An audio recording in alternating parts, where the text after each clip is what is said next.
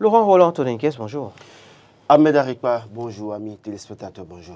La bonne nouvelle, j'en parlais juste à l'instant, Bonne nouvelle? Eden TV a capté désormais sur deux Oui, numéros via le bouquet Canal+, oui, numéro 5. c'est vraiment une bonne nouvelle.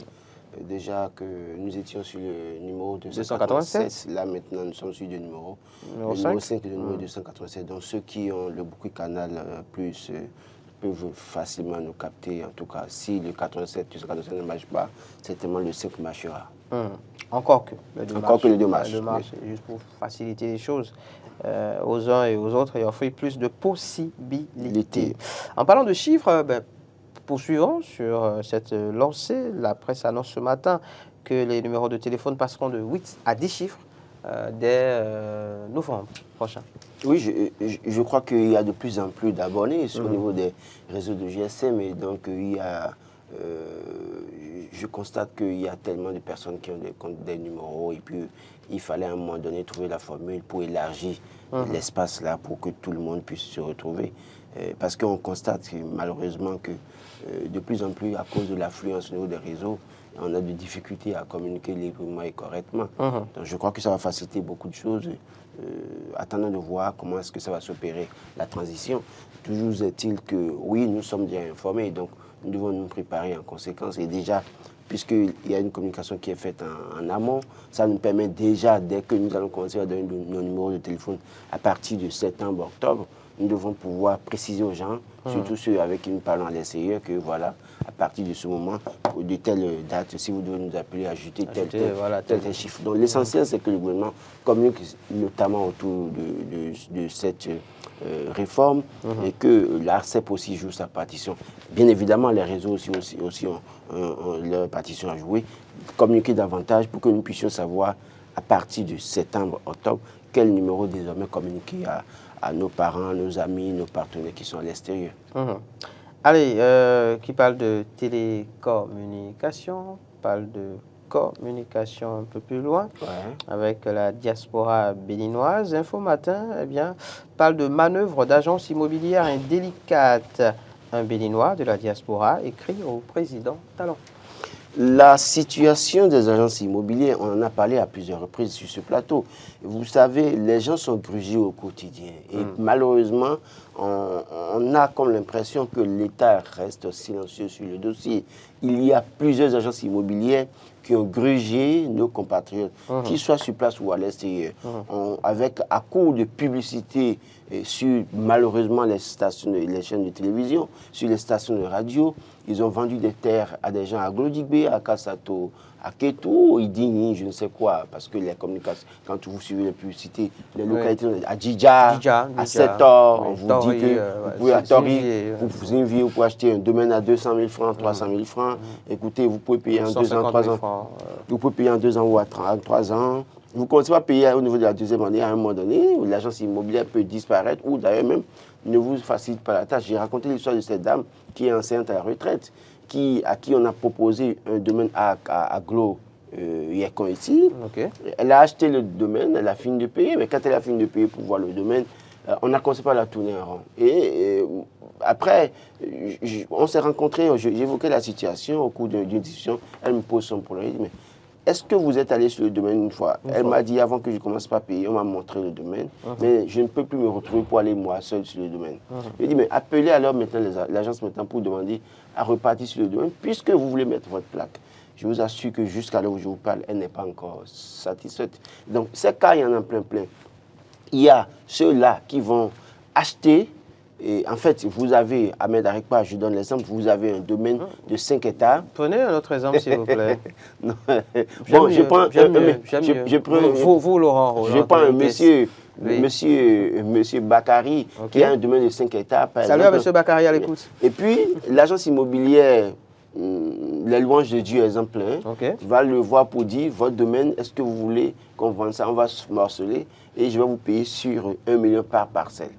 Monsieur Bakary accepte, mais en amont, l'agence immobilière, la louange de Dieu en griffe, va se permettre de faire la publicité autour du domaine, va vendre le domaine aux gens, récupère les sous, mais ne paye pas M. Bakary. Donc, à un moment donné, le domaine est morcelé, tout est vendu, M. Bakary n'a pas ses fonds. Dès lors que les acquéreurs commencent à construire, M. Bakary surgit pour maintenant, écoutez, je n'ai pas eu mes sous. Et là, on demande maintenant aux acquéreurs de racheter ce domaine-là une seconde fois. Ça s'est passé à Kassato, à Djagbo, là, à côté. Ça s'est passé là. Il y a des témoins que j'ai rencontrés qui ont évoqué le sujet. Et donc, ils ont été obligés, parce que des gens commencent à construire, et puis le propriétaire surgit et demande qu'on paye. Donc, ils ont été obligés de payer à nouveau le domaine. Pendant ce temps, l'agence immobilière, celui qui lui a vendu le domaine. Et là, ici, il circule. Il y a un procès à un moment donné, mais on a dit que oui, d'attendre qu'il y aura des dédommagements, jusqu'à la date que je vous parle, aucun dédommagement. Il y a un autre qui a vendu dans Akassato Glodjigbe, je ne citerai pas son nom, mais les gens qui ont acheté dans la zone de Akassato Glodjigbe jusqu'à Sekou le connaissent très bien. Il a détalé, il n'est plus là maintenant, on ne sait même pas où il est. Donc, il y a beaucoup de pagaille dans ce secteur. Il y a ceux qui vous diront que, oui, quand vous achetez un domaine, que c'est... attendez, il y a un thème que l'un des promoteurs d'agences immobilières a utilisé. Le thème m'échappe pour dire que ça prend de la valeur et qu'après, la valeur peut aussi chuter. En fait, donc, quand vous achetez un domaine chez lui, la valeur, ça va prendre de la valeur comme ça peut chuter. Donc, si ça chute à un moment donné, il se peut que vous perdiez votre bien. Bon, voilà, c'est des bêtises que nous apprenons dans ce domaine. Je pense que l'État doit pouvoir prendre ses responsabilités. Et ce que j'ai proposé à l'époque, c'est que je demandais à l'État de faire un inventaire des agences immobilières qui existent au Bénin. Et ne peut avoir agence immobilière en tout cas celui qui dit celui qui prouve réellement qu'il a les conventions, en tout cas de 5-10 hectares en sa propre possession. Dont il est propriétaire certifié. Parce qu'il y en a, il y a beaucoup d'agences immobilières, ils ne sont même pas propriétaires. Ben oui, ils jouent les entremetteurs. Voilà. Mais au finish, c'est des problèmes pour les acquéreurs. Donc, il faut maintenant faire l'inventaire des agences immobilières, faire le point et s'assurer que ceux-là qui disent qu'ils ont des agences immobilières, s'assurer qu'ils ont véritablement des domaines à mettre à disposition, plutôt que de jouer les intermédiaires, en griffant l'argent des acquéreurs et disparaître par la suite. Autrement, beaucoup de personnes tombent malades. Il y a une dame, j'ai des audios, il y a une dame qui dit depuis 3 ans que sa tension a monté, qu'elle ne se retrouve plus. Quoi, surtout quand il s'agit de l'économie de toute une vie. Oui, elle est malade. Il y en a qui ont fait des crises parce que c'est toute l'économie. Regardez un fonctionnaire qui, malheureusement, difficilement avait réussi à faire d'économie. Et peut-être, sa retraite approche dans 5 ans. Il a économisé, on lui a dit qu'en 3 ans, il peut payer. Il finit de payer les 3 ans. Après, maintenant, il est à la retraite. Il dit, maintenant, je peux aller faire une petite cabane sur mon domaine. Mais là, le domaine n'existe pas. Imaginez le choc. Donc, l'État a vraiment du boulot dans ce secteur. Aussi longtemps que l'État ne le fera pas, ça va créer beaucoup de dommages au niveau des populations. Il y a matière à réagir en tout cas, surtout quand il s'agit, alors c'est pas pour dire que quand il s'agit des nationaux, c'est pas important, mais quand il s'agit justement de Béninois de la diaspora qui est bien oui, non, surtout les Béninois de la diaspora, il y a souvent, oui, il y en a qui sont à l'extérieur, qui ne veulent pas rentrer ou qui ne veulent pas investir au pays, mais quand ils décident de le faire, voilà comment... oui, je connais quelqu'un qui a acheté 4 domaines. Ça finit. Lui, il avait acheté, un autre a acheté, son frère a acheté ici, il lui a dit bon, que c'est bon. Et lui, comme il est à l'extérieur, il a eu un peu d'argent. Il a envoyé les sous, il a acheté les 4. Et la parcelle, celle que son frère a acheté et les 4 autres, rien n'existe dans une certaine mesure. C'est un problème qu'il faut véritablement régler. Info Matin, en tout cas, on parle ce matin à sa une. Un autre titre, dont les détails se trouvent dans les colonnes de Info Matin. Ce matin, c'est une chronique plutôt qui s'occupe de l'éclairage de nos routes. C'est une interrogation, Laurent Roland. Oui, parfois, on a comme l'impression que ceux qui sont à la tête de nos communes ne se soucient pas du tout de notre bien-être, de notre sécurité. C'est vrai qu'on dira que, par exemple, la voie qui traverse à Bourg-et-Clavé de l'échangeur de Godemain à Mississauga, c'est une route inter-État, je suis d'accord. Mais cela ne veut pas dire qu'il ne faut pas prendre sa responsabilité. Parce que quand vous circulez de Calavi à Godemain, carrefour entre l'échangeur de Godemain, c'est la croix et la bannière, c'est difficile. Et parfois, vous comprenez, si vous ne faites pas attention, vous vous retrouvez sur le trottoir facilement. Et ça, n'oubliez pas que ces fautes d'éclairage que le fils du général Mathieu Kékou s'est retrouvé sur un camion devant l'université d'Abomey-Calavi. Faute d'éclairage, beaucoup ont fait des accidents sur ce tronçon-là. On a à un moment donné dénoncé le fait, que vous vous souvenez qu'on avait fait un reportage, on a dénombré le nombre de poteaux tombés, le nombre de feux tricolores tombés sous Georges Bada. Le directeur technique à l'époque, Dieu donné, mais il nous disait que les feux tricolores étaient commandés et que d'ailleurs même que quand il y a accident, que ceux qui détruisent les biens versent un montant au fonds routier, que c'est le fonds routier qui doit en retour prendre des ressources. Mais après, le fonds routier est suspendu, a été, comment vous appelez, n'existe plus depuis quelques années, puisque je crois que sous ce régime, ça a été suspendu, dissous, voilà, ça n'existe plus. Et donc maintenant, qui doit prendre? Est-ce que c'est le ministère des TP ou c'est la mairie de la commune d'Abomey-Calavi?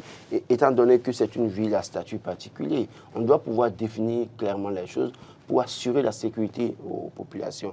Ce qui se passe, ce n'est pas bien. Et je crois qu'à un moment donné, le peuple est laissé pour compte. Est-ce que c'est nous-mêmes qui devons cotiser pour aller mettre les lampadaires? Qui nous le disent clairement. Est-ce que je m'adresse à l'État central, je m'adresse également aux autorités communales. Parce que quand vous prenez Abomey-Calavi, ne serait-ce que le ministre de l'Intérieur, tous les matins à 6 h, il sort de sa maison pour prendre ce tronçon-là.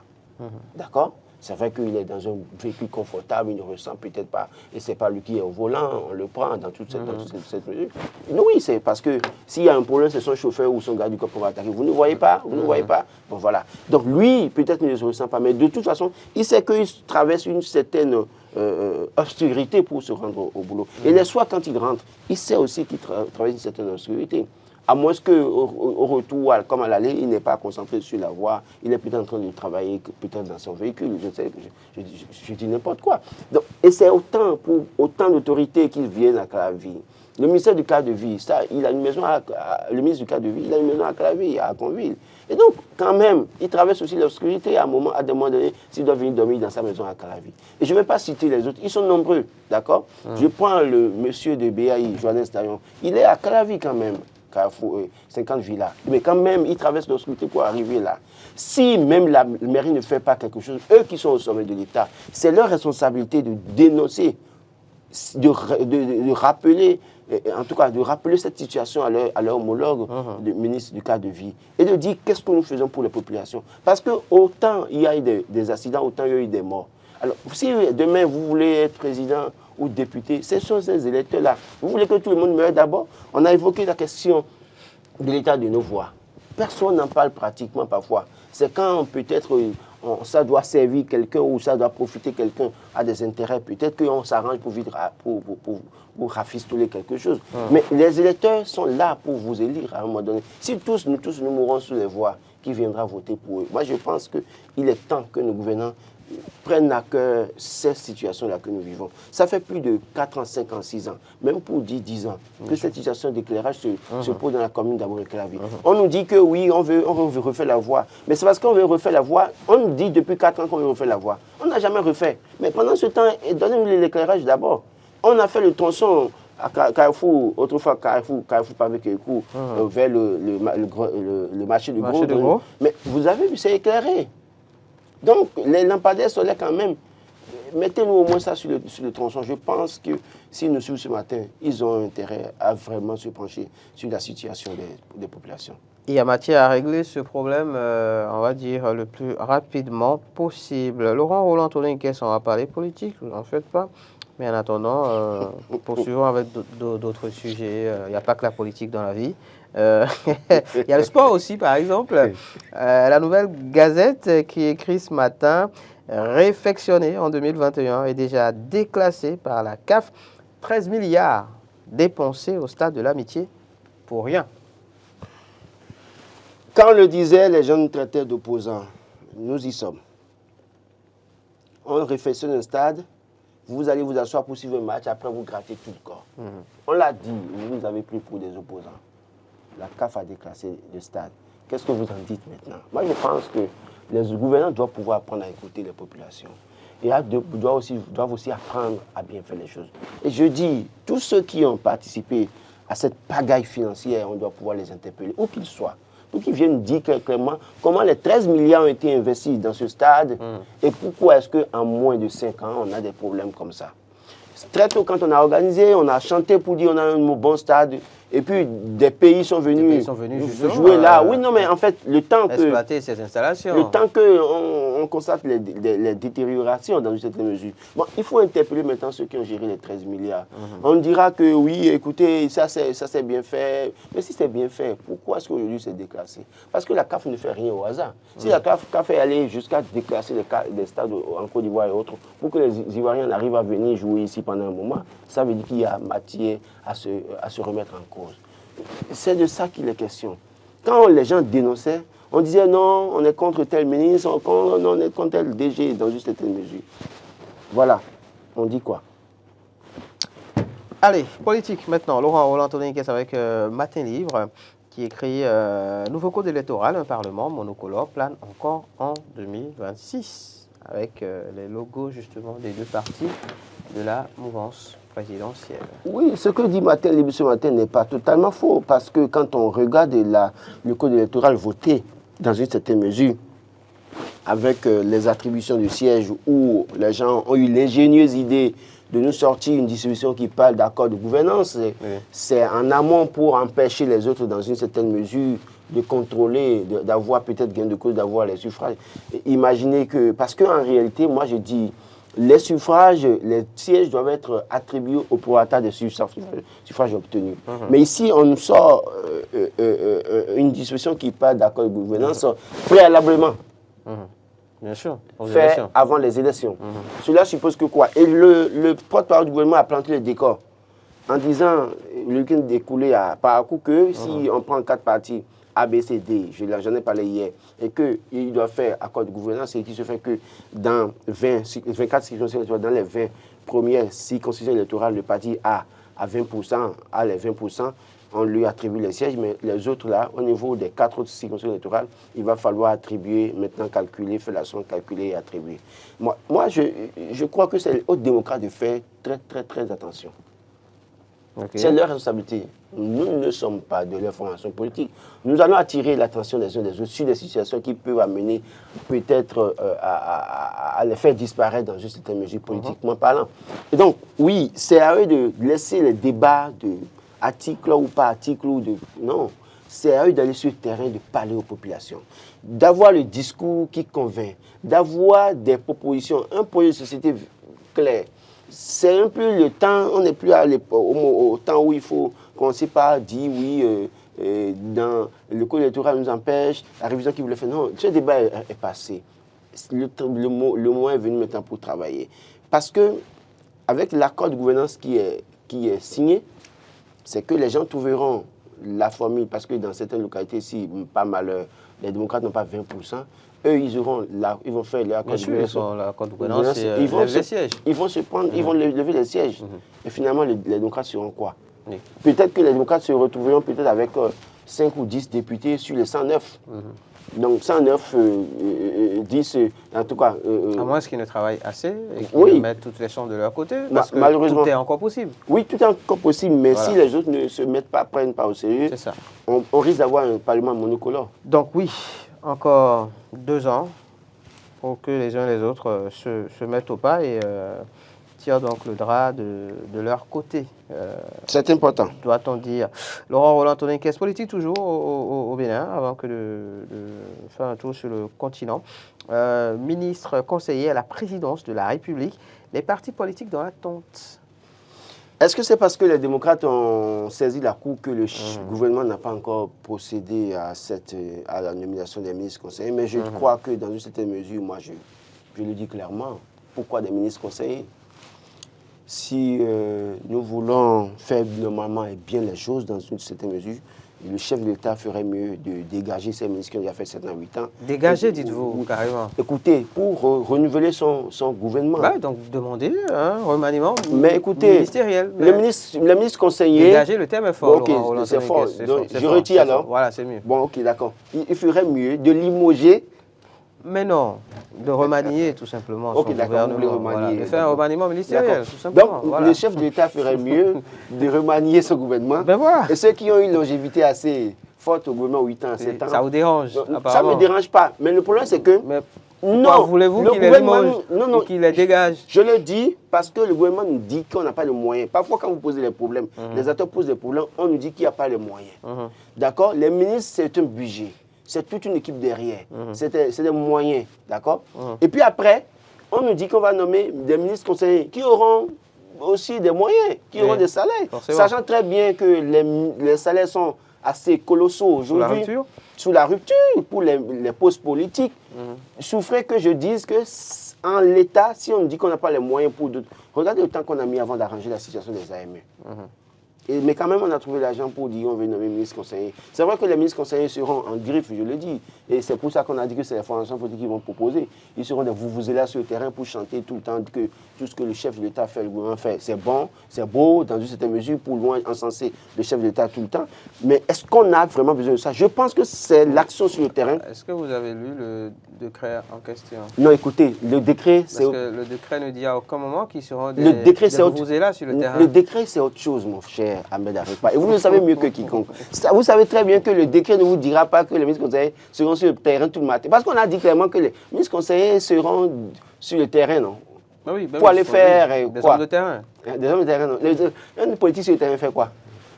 Pour expliquer. C'est pour aller semer du maïs. C'est pour aller semer du maïs. Aller au contact des populations, expliquer. C'est pour aller enseigner les enfants dans les écoles. Expliquer le bien fondé, voilà, de certaines décisions prises, de certaines actions posées. Quand bien même vous savez que toutes les décisions qui sont posées ne sont pas... Enfin, les décisions prises n'arrangent pas pour le temps tout le peuple dans une certaine mesure. Mais tout de go, ils viendront dire que tout est rose. On ne peut jamais satisfaire tout le monde de toute façon. Vous savez mieux que quiconque qu'ils viendront jamais remettre en cause une disposition prise ou une décision prise par le gouvernement. Donc oui, dans une certaine mesure, ils viendront chanter que tout est beau, tout est rose. Ça, c'est un pas autre. Ce rôle-là, c'est un rôle le rôle dont vous êtes là. Souffrez que je le dise. C'est vrai que je le dis peut-être comme ça peut choquer. Mais clairement, quel rôle iront-ils jouer? Et donc, maintenant, sachant que aussi on a dénoncé le fait que vous gagnez le pouvoir avec les partis politiques, c'est au sein des formations politiques qu'il faut choisir les ministres. D'accord? On me dira que les ministres qui sont là sont membres des partis politiques, mais ils sont membres de partis politiques à quel prix? C'était des amis de Patrice Talon, employés ou proches collaborateurs de Patrice Talon, qui sont là depuis 2016. Mais ceux qui ont mouillé le maillot en 2021, où sont-ils? Parce que des ministres parmi eux sont allés aux élections législatives, ont échoué lamentablement, vous le savez mieux que quiconque. Donc dès lors même que dans une vraie démocratie, quand vous allez à une élection en tant que ministre, vous échouez, vous perdez votre poste. Ce n'est pas moi qui le dis, c'est clair au plan international. Donc si on n'est pas en mesure de se séparer de ses proches collaborateurs, fidèles ou pas fidèles ou partenaires dans une certaine mesure, pourquoi on veut nécessairement des ministres conseillers? Les ministres conseillers, ça va être un plus sur le budget national, une charge supplémentaire pour le budget national. C'est cela qui me dérange, moi. De toute façon, les démocrates ont saisi la Cour. Je ne sais pas si la Cour a déjà rendu la décision. En tout cas, je n'ai pas encore vu une telle décision. Est-ce que c'est ça qui fait que le chef n'est pas encore passé à l'acte dans une certaine mesure? Oui, c'est vrai que s'il veut respecter les institutions de la République, une fois que des partis politiques saisissent sa Cour concernant une action qui devait être menée, le chef attend jusqu'à ce que la Cour donne sa décision normalement avant de procéder à l'effectivité de cette décision. Ainsi va la rupture, en tout cas en terre béninoise. Laurent Roland Tonaniques, il faut croire que la rupture a cours également au pays de la Teranga. Fraternité, on parle ce matin, élection de Bassirou Diomaye Faye, la rupture à la sénégalaise, le vent de la souveraineté et du panafricanisme souffle désormais au pays de la Teranga. Oui, on connaissait l'idéologie de Faye et de Sonko, qui sont des panafricanistes de gauche, qui l'affirment clairement et qui sont, on l'a dit clairement, ils vont se séparer du franc CFA, un certain nombre de choses. Le peuple sénégalais, comme je l'ai dit hier, montre une leçon de démocratie au peuple béninois, togolais, ghanéen, au peuple africain en général. Et j'ai dit, celui qui a commencé par planter le décor, c'est le président de la Cour, du Conseil constitutionnel du Sénégal.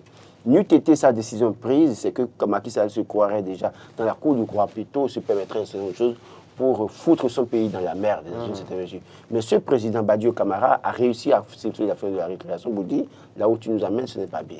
Et là, le peuple sénégalais, vous vous imaginez, des gens qui sont allés en prison. Fort heureusement pour Macky Sall, il a sorti Faye et Sonko de la prison. Sinon, heureusement pour lui, dites-vous. Fort heureusement pour lui, parce que, en ce sens que Faye était en prison, était candidat, sa candidature a été validée. Ils iront aux élections. Il y a 10 jours, il était encore en prison. Voilà, il serait en prison. C'est quand même fou. Hein. Voilà, il serait en prison, il gagnait les élections, et ça contraindrait, dans une certaine mesure, Macky Sall à le sortir de prison. Et pour le faire président. Vous imaginez ce que ça peut créer. Ma prière, c'est que Sonko et Faye ne fassent pas un règlement de compte, que ne fassent pas les mêmes erreurs que les autres par le passé. Ne trahissent pas la confiance en eux placée par le peuple sénégalais. Non, c'est même pas la confiance. C'est-à-dire qu'à un moment donné, quand vous subissez tout ça d'un bourreau, vous parlez de... Oui, vous avez envie de lui faire payer tout ce que... Oui, voilà. Donc je crois qu'il vaut mieux qu'il se passe de ça, mais qu'il fasse tout pour convaincre le peuple sénégalais, parce que c'est de ça que le peuple sénégalais a besoin. C'est-à-dire faire en sorte que ce qu'ils ont promis faire, j'ai lu le projet de société de Faye et de Sonko, j'ai lu le projet de société, je crois que c'est assez intéressant pour le Sénégal. Ça va aider beaucoup de jeunes à sortir du chômage, ça va créer de la richesse au plan agricole, au plan économique, il y aura un certain nombre de réformes. Je crois que oui, quand on lit ce projet de société, ça convainc. Maintenant, c'est dans la pratique qu'on découvre les acteurs politiques. Il ne faut pas que Faye et Sonko viennent faire les mêmes erreurs que Alpha Condé au Sénégal, en Guinée-Conakry, dans une certaine mesure, fassent les mêmes erreurs que Macky Sall qui a dénoncé Abdoulaye Wade. C'est autant de choses, il y a des exemples qu'on peut citer en Afrique, qui sont syndicalistes, assez farouches, assez durs, mais quand ils ont le pouvoir, ils deviennent des bourreaux pour le peuple. Je suis sûr que s'ils font cette erreur, ils vont le payer cash. Il ne faudrait donc pas que Faye faillisse. Voilà. Ce jeu de mots, je ne pourrais pas m'empêcher de le faire. Il ne faudrait pas non plus qu'on trouve des failles à la gestion de Faye. C'est ça. Je pourrais continuer, mais bon, je m'en arrête là. L'emblème du jour sur le sujet écrit victoire plutôt, voilà, du candidat de l'opposition Faye au Sénégal. Les leçons qui se dégagent pour 2026 au Bénin. Aucune leçon pour le Bénin. Pour moi, il n'y a aucune leçon, parce que le contexte est différent. Ok. Ici, les jeux, en tout cas, sont pipés, les dés sont pipés. Je vous explique théâtre. Au Sénégal, les gens ont eu la chance d'aller aux élections parce qu'il y a des signatures régionales, il y a des parrainages au sein de la population des électeurs. Ici, on a circoncis, en fait, l'élection présidentielle entre les élus, députés et maires, qui doivent parrainer. Et puis, un peu plus loin, c'est qu'ils ne peuvent pas parrainer un autre candidat. D'un autre bord. D'un autre bord, de toute façon. C'est-à-dire que le schéma du Sénégal pourrait inspirer le Bénin, pourrait dégager des leçons dans la mesure où les élus pourraient parrainer des candidats indépendants. Si on pouvait parrainer des candidats indépendants et le pouvoir en place, et les démocrates savent très bien, en leur âme et conscience, que un inconnu peut venir leur ravir la vedette. Et donc, c'est en cela. Mais c'est justement ce contre quoi se bat le système en place, la réforme du système partisan concourt aussi à cela. Qu'est-ce qui vous dit que celui que... Parce qu'on a eu que justement des intrus sur ces dernières années et les intrus qui sont arrivés, mais qui ont eu leur touche dans la gestion des affaires publiques. Bon, il y a eu qu'on ne le veuille pas. Quand il est arrivé, il y a eu des réformes, il a favorisé, par exemple, la situation des enseignants s'est améliorée, par exemple. Il y a des points positifs sur lesquels on peut le dire. Patrice Talon qui est là, on a beau chanter qu'il fait bien, il a fait l'Amazon, il a fait les voix, tout ça là, mais il n'était pas membre d'une formation politique. Donc, dès lors que citoyen a un bon projet de société, on doit pouvoir laisser les élus aller vers lui. Parce que qui vous dit que le candidat que le parti pouvoir va nous proposer sera le meilleur candidat, qui sera là pour l'intérêt du peuple et qui ne sera pas là, attendez, qui ne sera pas dans une certaine mesure une marionnette pour son prédécesseur. Qu'est-ce qui nous prouve que ça ne va pas arriver comme ça? Et qu'est-ce qui nous prouve que celui que les démocrates vont proposer sera le meilleur candidat à profit pour le Bénin? Moi, je pense qu'il faut ouvrir un peu le jeu. Après, je ne vous coupe pas, mais je pense qu'il y a toujours une possibilité pour qu'un candidat indépendant puisse se faire aucune possibilité.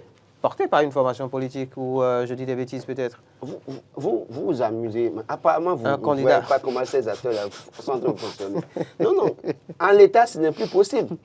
Mais écoutez, vous voulez casser les démocrates pour dire qu'un inconnu viendra et ils vont le parrainer? Oui, mais s'il y a consensus autour de sa personne au sein de la formation politique. Le problème, c'est que ça fera l'affaire du pouvoir en place qui pourra réussir à bien casser les démocrates. Dites-vous. Non, mais c'est le jeu politique. Je ne suppose pas. C'est la réalité des faits depuis 2016, mon cher Ahmed Arikpa. Je n'invente rien. Si jamais les démocrates font cette erreur, c'est que c'est eux-mêmes qui donnent la hache à leur adversaire, le pouvoir en place, de les abattre. Donc, ils ont intérêt à mieux se battre, rester soudés pour dégager un candidat en leur sein qui fait le consensus. D'ailleurs, vous n'avez pas eu de consensus. S'il est dans les 28, là, 2 disent qu'ils ne veulent pas parrainer. Il leur reste combien? 26. Alors que le code électoral parle de 28 parrainages. Vous ne voyez pas qu'ils sont en difficulté? Ah non. Donc, j'estime que... Et c'est Jacques Mégan qui l'a dit en 2021. Et c'est en cela que les acteurs politiques sont changeants. Il a dit en 2021 que les élus ne sont pas la propriété des partis politiques et qu'ils peuvent parrainer qui ils veulent, surtout que le candidat a un bon projet de société. Qu'est-ce qui nous dit que les candidats, que les 2-3 formations qui sont à même de parrainer lui seront, qu'est-ce qui nous dit que ils auront les meilleurs candidats? Dites-vous en tout cas, aucune leçon donc, qui se dégage pour le Bénin au regard. Nous sommes coincés, on ne peut pas s'inspirer de ce tel que je vois les gens s'extasier au Bénin pour dire que oui, la jeunesse au Sénégal. La jeunesse au Sénégal, ce n'est pas la jeunesse au Bénin. N'est-ce pas? La jeunesse au Bénin, nous sommes là dans la suscitation, à courir derrière les acteurs politiques pour faire les vieux qui ne veulent pas partir. Que dit de la jeunesse togolaise? Il y a eu événement également au Togo. Notamment d'hier à ce matin. Oui, un mot là-dessus, c'est vrai que la presse n'en parle pas vraiment ce matin, ça peut se comprendre. Oui. Le président a été élu à l'Assemblée nationale. Non, attention. Enfin, par les députés. Le Parlement togolais s'est inspiré certainement du Parlement béninois parce que notamment autour de minuit, ils ont voté la nouvelle constitution. Vous savez qu'il n'y a aucune loi qui interdise de voter une loi. En fait, depuis un moment, nos députés ici font les choses nuitamment. Surtout quand c'est des lois. Vous avez 30 secondes. 30 secondes, on a fait. Donc, certainement, le Parlement béninois a inspiré le Parlement togolais. Ils ont notamment autour de minuit. On a plus inspiré la nuit, en fait. Oui, donc, c'est plus calme. Ah, ok, d'accord. Ils ont voté la nouvelle constitution, 89 voix, une voix contre, une abstention. Et déjà, le gouvernement, le régime au Togo passe d'un régime présidentiel à un régime parlementaire. Si la loi est promulguée par Faure. Et Faure est assez intelligent parce que tel que c'est fait maintenant, en réalité, c'est les députés qui vont élire le président qui a des pouvoirs symboliques. D'accord? Et maintenant, le parti qui a la majorité au Parlement, le président du parti qui a la majorité au Parlement est de facto élu président du Conseil. Et c'est lui qui représente le Togo partout au plan international et qui peut nommer aux fonctions civiles et militaires. Cela suppose que quoi? Il faut comprenant que, parce qu'en 2019, il y avait une révision qui remet les compteurs à zéro et il avait droit à 2 mandats. Mais là, tel que ça se passe maintenant, fort intelligent, révise la constitution de son pays. Il ne sera plus président, mais il sera président du Conseil, représentera le Togo un peu partout, va nommer aux fonctions. En fait, on va trouver un vieux, fatigué, qu'on va nommer président. Il sera là, mais lui sera président du Conseil. Vous voulez plus qu'il soit président?